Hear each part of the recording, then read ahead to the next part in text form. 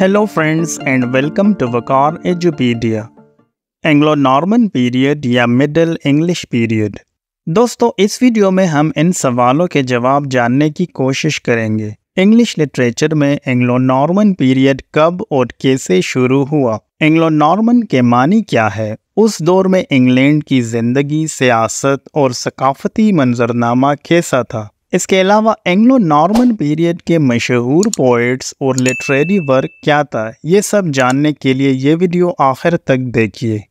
Introduction.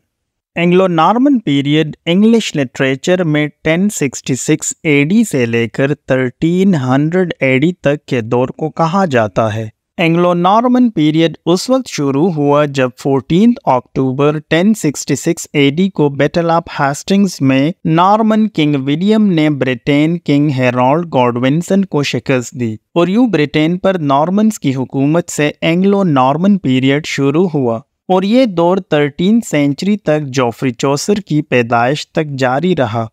Meaning of Anglo-Norman. Norman जो असल में नॉर्समैन थे, ये एंगल्स की तरह जर्मनी के लोग थे जो हिजरत करके फ्रांस में आबाद हुए थे, इसलिए उन्हें एंग्लो नॉर्मन्स कहा जाता है।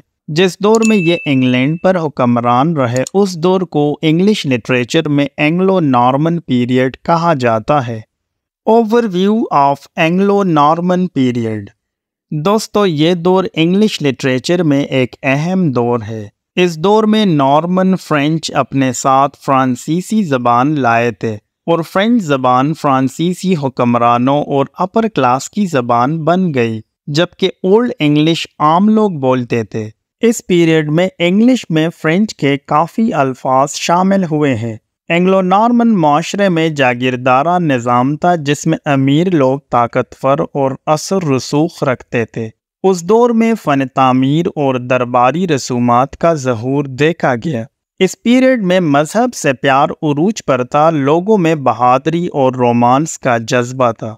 ख़वातीन और गरीबों से हमदर्दी की जाती थी और यही सब कुछ इस दौर के लिटरेचर में बयान किया गया है। Poetry of Anglo Norman period. दोस्तों, इस पीरियड की पोइट्री को 3 ग्रुप्स में तकसीम किया जा सकता है: क्रॉनिकल्स, रिलीजियस पोइट्री और रोमांटिक पोइट्री। क्रॉनिकल ग्रुप में ये पोएम्स हैं: लैमन्स ब्रूट। ये पोएम 1205 एडी में लैमन ने लिखा था। इसमें लैमन ने ब्रूटस और कुछ दूसरे बादशाहों के वाक़यात बयान किए हैं। इस पोएम में किंग आर्थर के मुहिम्मात को भी बयान किया गया है।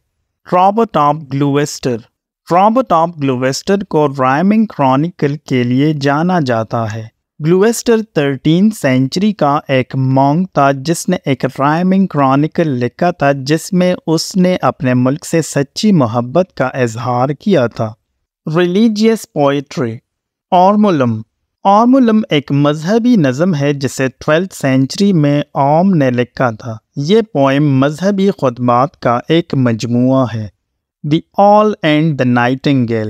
The Owl and the Nightingale 12th या गालबन 13th सेंचुरी का एक नज़म है। ये पोएम ऑल और नाइटिंगेल के दरमियान एक तवील बहस पर मुश्तमिल है। इस बहस में नाइटिंगेल ज़िंदगी की खुशियों पर बहस करता है, जबकि ऑल दानाई और परहेज़गारी पर बहस करता है। इसके अलावा the Orison to Our Lady, Genesis and Exodus और कर्सर मंडी वगैरह एंग्लो नॉर्मन पीरियड के रिलीजियस पोएम्स है। Romantic poetry. इस दौर के इंग्लिश हिस्ट्री और उसके हीरो से मुतालिक रोमांसेस बेशुमार है, जिसमें King Horn, Havelock the Dane और गाय ऑफ वारविक मशहूर रोमांसेस है। Prose of Anglo Norman period. Ancrene Riwle इस दौर के प्रोज में सबसे अहम है। इसे गालबन 12th सेंचुरी में लिखा गया था। ये 3 अजीम ख़वातीन के लिए लिखा गया था जो राहबाएं बन चुकी थी। इस नसर में उनके लिए राहबाओं की ज़िंदगी के उसूल बयान किए गए हैं। द एजन बाइट ऑफ एनविट को डैन माइकल ने 13th सेंचुरी में कैंटरबरी में लिखा था। یہ ایک فرانسیسی نثر کا ترجمہ ہے۔ یہ پروز لنگوسٹک نقطہ نظر سے کافی اہمیت کا حامل ہے۔ Literary figures.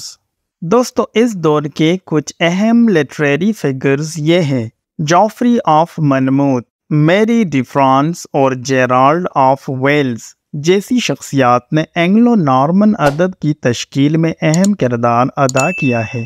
دوستو امید کرتا ہوں کہ اس ویڈیو سے آپ کو اینگلو نارمن پیریڈ کے لوگوں کی زندگی، کلچر اور لٹریچر کے متعلق کافی معلومات حاصل ہوئی ہوگی۔ انگلش لٹریچر اور انفارمیٹیو ویڈیوز دیکھنے کے لیے میرا یوٹیوب چینل وقار ایجوپیڈیا سبسکرائب کیجیے اور دوستوں کے ساتھ شیئر کیجیے۔ ملتے ہیں اگلی ویڈیو میں، اپنا بہت سارا خیال رکھیے گا۔ خدا حافظ۔